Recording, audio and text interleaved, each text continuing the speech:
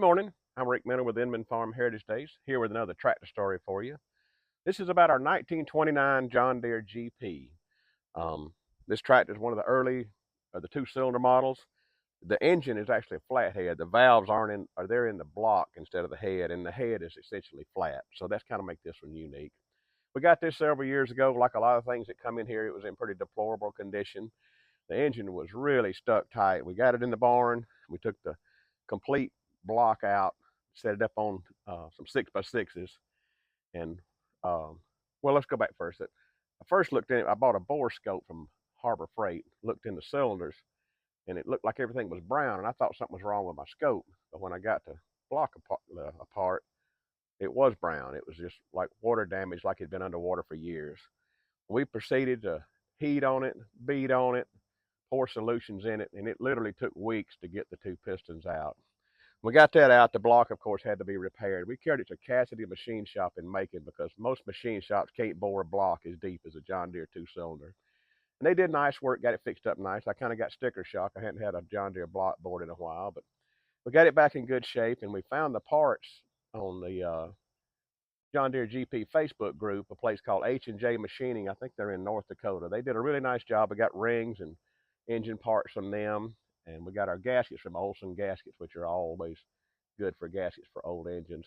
They just all do really nice work. And like I say, H&J is real reasonable and had good parts. I got our friend Charles Ward did the valves and the seats for us. And Darrell Coleman fixed the magneto. And Frank Carden redid the carburetor for us. And he also ran into a problem with the throttle shaft stuck. And that was another week or two project getting that freed up. But he got it all back together good, and it works great. And the one that really carried the load on this project is Daniel Perkins, who started helping us here several months ago, and just a really good mechanic and a really good guy, and put the thing back together. He could actually manhandle the block like himself, just pick it up and set it up on there. I used to be able to do that, but I can't anymore. But we got it all back together, and we made several other modifications. Daniel didn't like the upright exhaust, and that's probably why it got rained in and ruined. So we got this piece that's a stock type exhaust here, and put that on there. We had to fix the brakes, put a switch on it, several other things, but it turned out really nice. It drives good, runs good, and we'll have it at our show come September 15th through 17th this year. And hope y'all will come to the show if you can, if you're in the area. And if not, we keep following along on our YouTube channel. We're picking up subscribers and likes and views on there. So if you like what we're doing, click that like button, subscribe to our channel, and support us. Thanks for watching.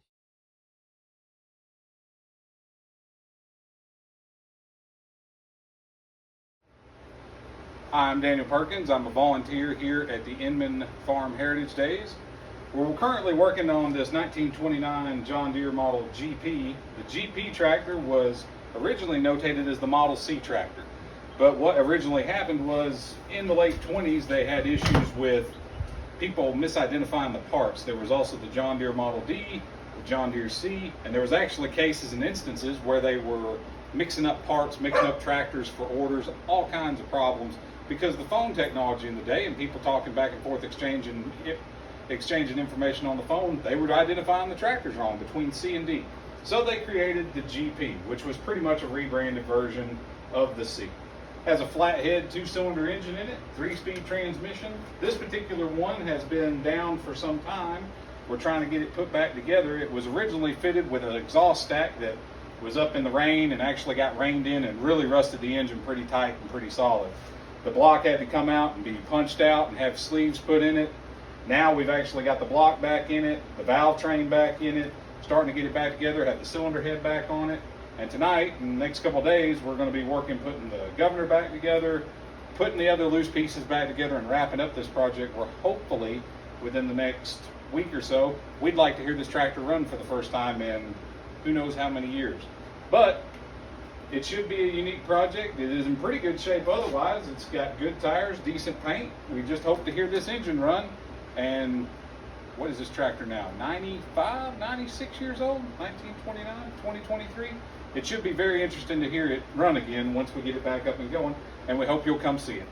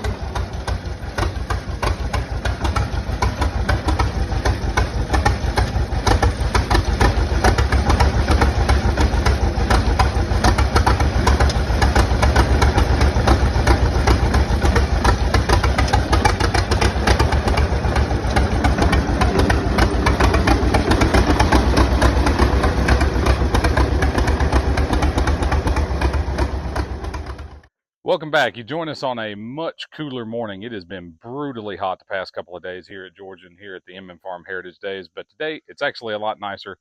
We've got our 29 model GP back with us today. This one has been for a while. You've probably seen the other videos of it where we've been working on it, getting it back running from where it was seized up. It was another victim of a vertical upright exhaust water intrusion. Today, we're going to be trying to finish it up now that we've got it running to go ahead and completely get this 100% show ready. We've got a few small items we need to address, like the vertical upright exhaust that caused the engine failure in the first place. We're also going to be putting on a new fuel line, fixing a brake that we've got on the other side, and checking all the fluids and verifying that this thing's 100% show and parade ready. But the first thing we're going to do today is get this gas tank out of the way before we start using a torch to get these exhaust nuts on here that have been on here for quite a long time. So we'll see how that goes. So what are we doing here? Just tapping out this bolt hole from, how old do you reckon them studs are? Almost 100 years old, probably. That's the one we broke and had to tap the hole out, right? Right, and this one, we snapped off the one bolt here. The others we got hot enough where they would actually let go of the nuts so we can install our new, arguably possible flamethrower exhaust, but I like it a lot better than the other one because it's factory. It's a lot hotter than it was last time we checked in with you, but we've had great success with our little GP. We've got our new correct early style GP exhaust elbow on. We've got the air cleaner, the Donaldson air cleaners back installed, properly fitted. We fitted a new fuel line with an auxiliary fuel filter because some of these older tanks always wind up getting some trash in them, and that's what we wanted to put on to verify it was right. Got a new kill switch on it, got the right-hand brake fixed. We actually found the brake drum had fallen off the splines because the nut wasn't there. So I think we've got everything pretty well cleaned up. This should be a pretty good little machine, and hopefully you'll come see it here real soon.